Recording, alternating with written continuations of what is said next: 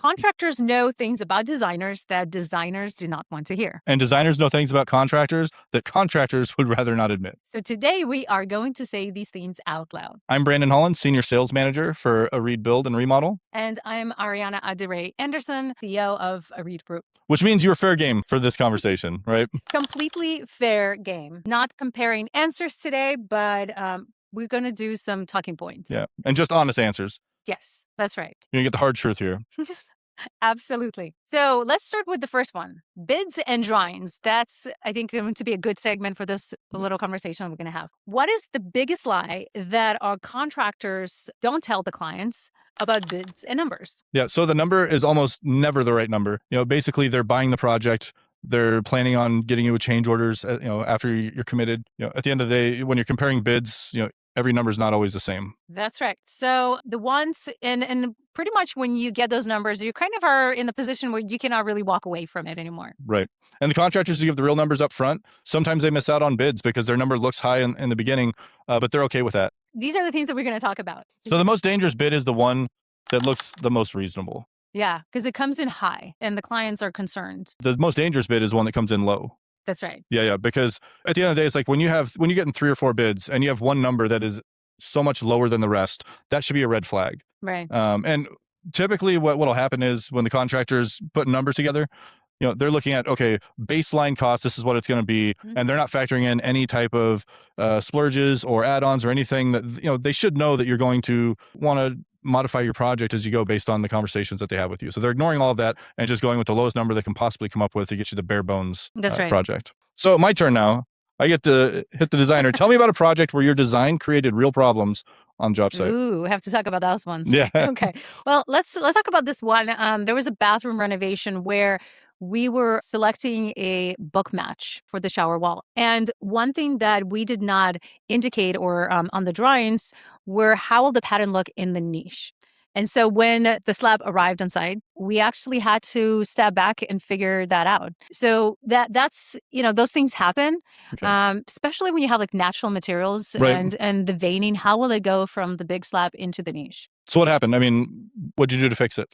So when we cut it before it was permanently installed, I worked basically on site with the installer to make sure that it was aligning, and it did set back a project a day, but we were able to fix it. And those are really big things. And that's another thing that we took away was doing a bit more, especially if it's not a part of our team and that knows the project really well, having more description. So it takes us to do a little bit more on construction drawing side to indicate that, including photos, images, and that seemed to help resolve those issues. Nice. So you made the adjustments in real time so that further on down the project, it didn't happen again. Well, yes, and also for the future as well. But those things happen. Yeah. I like to also bring up timeline because that's another big thing, right, with contractors.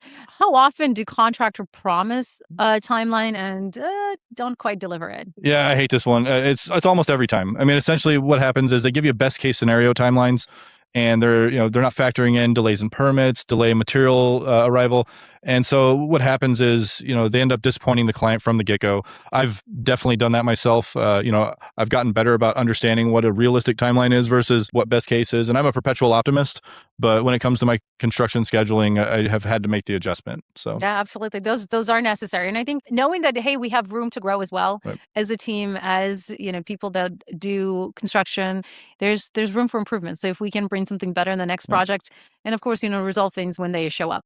Right. Yeah. So, I mean, at the end of the day, the plan just needs to include all of those factors so that when you are working on a schedule, you're not behind the 8 ball before you even start, and you also have to account for Pacific Northwest in November. Oh, yeah. I mean, I don't know how many times we've had to wait to dig footings and foundation simply because it's just too wet. And so sometimes, those delays add up as well. And there's nothing you can do about it. Or it snows and then everything stops, right? So that's actually a big thing, knowing the weather as well. Yeah. And so you can ask your contractor to build that, factor that into the number and also to the schedule. So, I mean, they should be doing that on their own, but nothing wrong with helping them think about those things, because if they have 7 or 8 projects going, obviously they're going to miss stuff like that. So educate them. So how do you prevent your designs from prioritizing like the Instagram aesthetic versus long-term durability?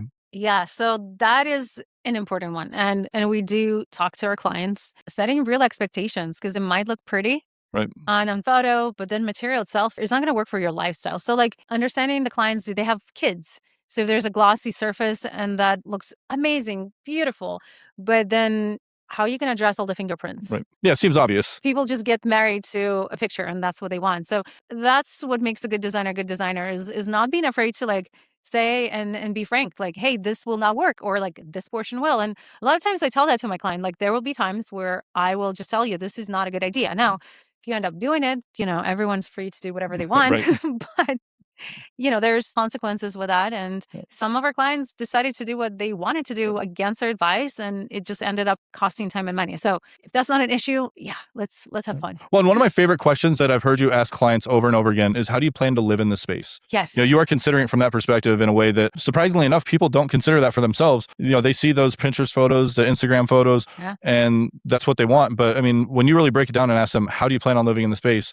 I think it really helps shift the perspective. Yeah, it's not about only a beautiful room, which I love. It's also practicality. So then some people do change direction then? I mean, you're able to... They do, yeah. We usually, good clients, they do listen, because I mean, you hire a professional, you hire someone with expertise, you're paying them, is a logical thing. Like, just listen to their advice. You go to a doctor, they tell you what to do, you usually listen, right? So it's like, it's kind of the same thing. It's you have those experts for early, and they're looking for success. I mean, that's what everyone wants. I would want to assume that everyone wants a successful project at the end of the day, that everyone's happy. I like those. So Brendan, when the project goes sideways, what fails first? So it's always ego.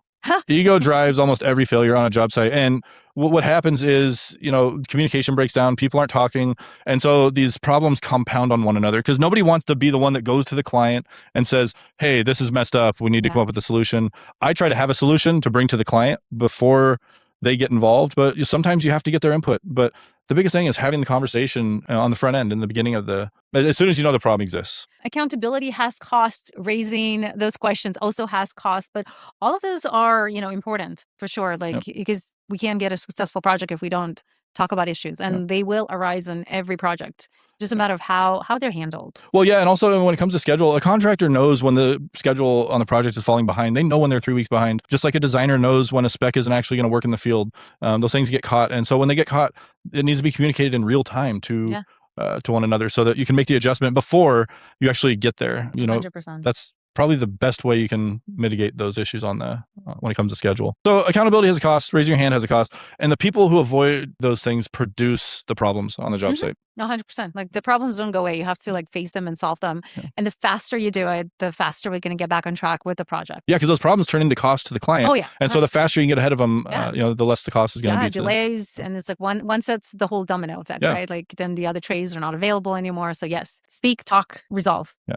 So I got a big one for you. Oh. If I called the last 3 contractors that you worked with, what complaints are they going to have about you? That one, right? A woman shows up in the heels on a project site, right? Everyone runs away. The scariest person on the job site. Come on, I don't look scary.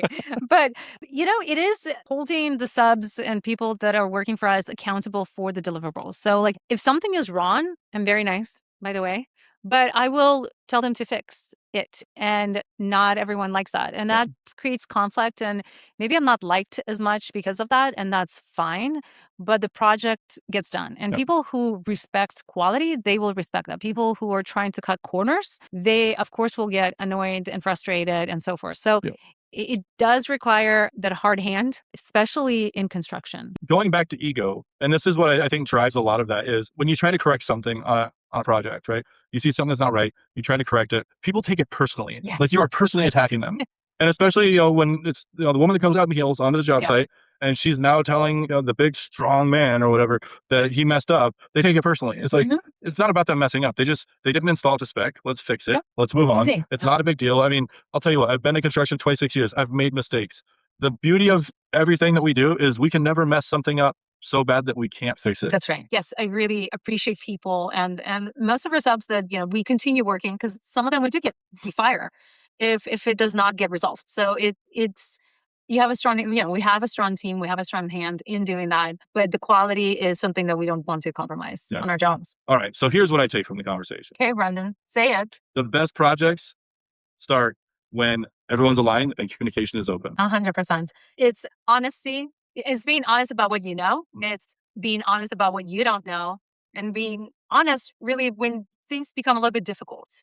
It's really having that honest approach. Absolutely. When you said, knowing the things you don't know. It reminded me of this time when I was working with a gentleman and I started to say, I think.